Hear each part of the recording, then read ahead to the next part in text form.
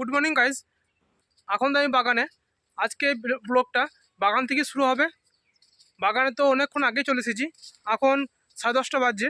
10:30 থেকেই এই ব্লগ শুরু হচ্ছে। আজকে প্রথমে আমি আপনাদের বাগানে কিছু ফলিয়েজ গাছ দেখাবো যেগুলো নতুন পাতা ছেড়েছে, আর অর্কিড, আরও কিছু নতুন গাছ যেগুলো ফুল এসেছে, সেই সমস্ত গাছগুলো দেখিয়ে আজকে ব্লগটা শুরু করব। দেখুন এই গাছটা দেখুন, আপনারা সকলেই চিনেন এই গাছটা, অবশ্যই চিনবেন। যারা ইনডোর প্ল্যান্ট পছন্দ করেন তাদের তো চেনা দরকার এই গাছটা।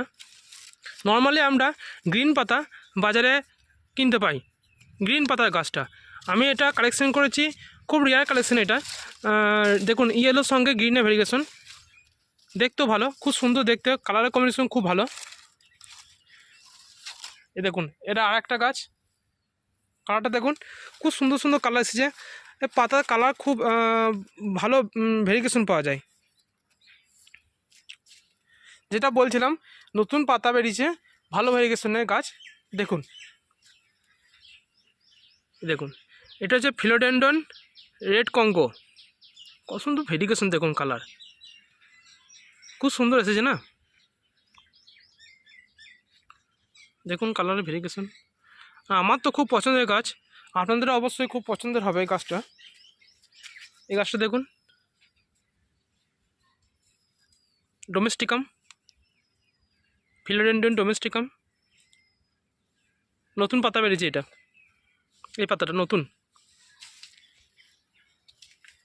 এখানে ফুল দেখুন, অর্কিডে ফুল এসেছে। এই ফুলটা খুব সেন্ট, রেঙ্গো স্টাইলিশ। সামনে না থাকলে বোঝা যাবে না এটা কত সেন্ট আসছে এই ফুলটা থেকে, কত গন্ধ ছড়াচ্ছে। এটা একটা অর্কিডে ফুল, কিন্তু এটা এত সেন্ট নেই, দেখতেই ভালো। অর্কিডের কালেকশন তো আছে অনেক, সব বিক্রির জন্য, তবে হয়াটা বেশি আছে অর্কিড থেকে। তারপরে ফলিয়েজ তো আছেই, ফলিয়েজ স্পেশাল, এটা ফলিয়েজ নার্সারি ইনডোর প্ল্যান্টের। দেখুন কালার, দেখুন কত সুন্দর কালার এসেছে। আর একটা পাতা দেখুন, এটা গতকালই খুলেছে এই পাতাটা, দেখুন খুব সুন্দর কালার কম্বিনেশন, গোটা পাতাতেই ভেরিয়েশন আছে।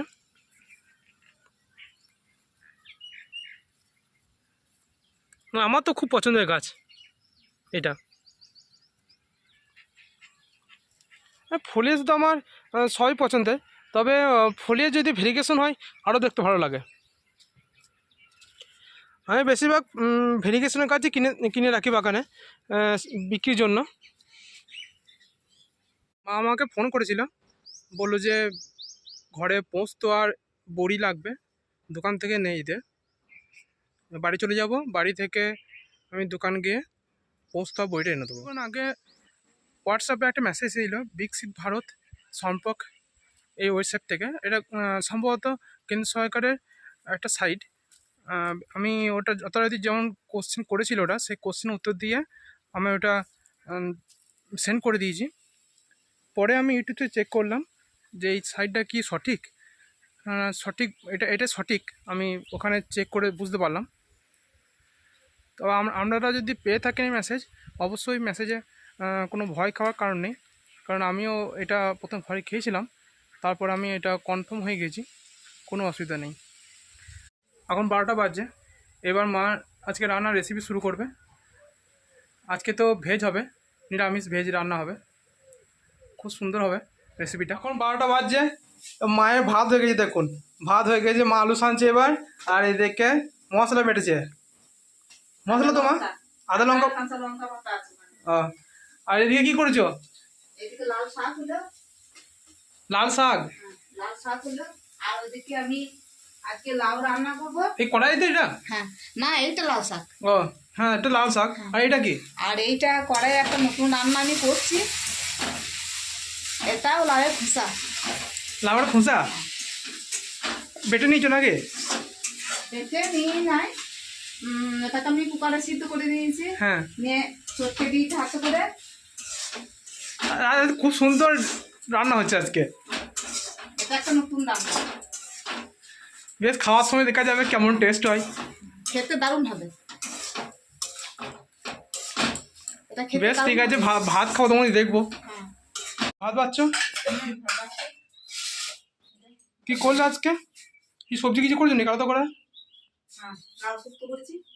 ও, আর আগেই তো সব বলেছি কি কি রান্না হচ্ছে। বেশ এ তো লাল শাক। কালার দারুণ এসেছে। এই শাক দিয়ে ভাত খেলে ভাত লাল হয়ে যাবে। তো বাবা খুব ভালোবাসে এই লাল শাক খেতে, ডাটা মাখিয়ে। বন্ধুরা, আমাদের আলু সেদ্ধ প্রতিদিনই আছে। ভাতের সঙ্গে আলু সেদ্ধ না হলে ভাত খাওয়া যাবে না, তাই না মা? যতই তরকারি হোক, যতই যা কিছু পুজো পার্বণ যাই হোক, কিন্তু লাল আলু সিদ্ধটা চাই দুবেলা। বেশ, আমরা এবার খেয়ে নিই। এই সবাইকে খেতে দিয়ে দিলাম, এবার সবাই বসে পড়েছে খেতে। দেখুন দিয়ে দিচ্ছি।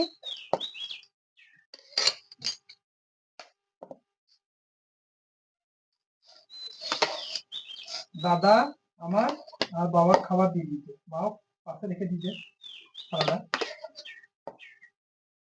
দেখুন এই লাউ শুক্তো নাকি এটা? এটা ওইটা লাউ খোসাটা সেদ্ধ করে ওকে মেখে দিয়েছি। লাউ ভাত নেই, লাউয়ের ছেলে ভর্তা। ভাতটা নেই। লাউ খোসা ভর্তা।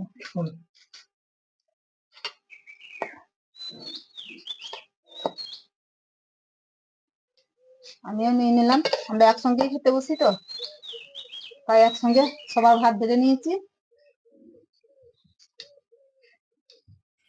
গরু ভাত হচ্ছে, লক্ষ্মী রান্নি ভাত। আর 2 মাস পরেই বাচ্চা হবে, হবে প্রত্যেকদিন 5 দিনের ভাত রান্না করতে হবে। এখন 1 ঘন্টা লাগবে নাকি? না না, আর 8 ঘন্টার মধ্যে হয়ে যাবে। মা কি দিয়ে মুড়ি খাচ্ছ? দেখুন কি দিয়ে খাচ্ছে, দেখুন শুনুন। আমাকে 2 গাছ দিয়েছিল, আমি খাইনি, পালিয়ে গেছি। খেতে ভালো লাগছে, কিন্তু ওই জল ভিজিয়ে চিমসে করে মুড়ি ও একবারে পছন্দ নয়। দেখুন, আমরা দেখুন কি করে মুড়ি খেয়েছে, দেখুন। হাতটা সরাও, হাতটা সরাও। দেখুন, ভালো জিনিস যেটা দিয়ে খাচ্ছে সেটা ভালো। দেখুন আমরাই দেখুন কি করছে, দেখুন। মুড়িটা দেখুন একবারে চিমসে করে নিয়েছে। এরকম করে মুড়ি কেউ খায়? আমি 2 গাছ খাওয়ার পর আর খাই নাই। দেখুন এইদিকে মা আগামীকালের রেসিপির জন্য প্রস্তুতি নিচ্ছে। রেসিপির যে উপকরণগুলো লাগবে সেই উপকরণ নিয়ে মা রেডি হয়ে গিয়েছে।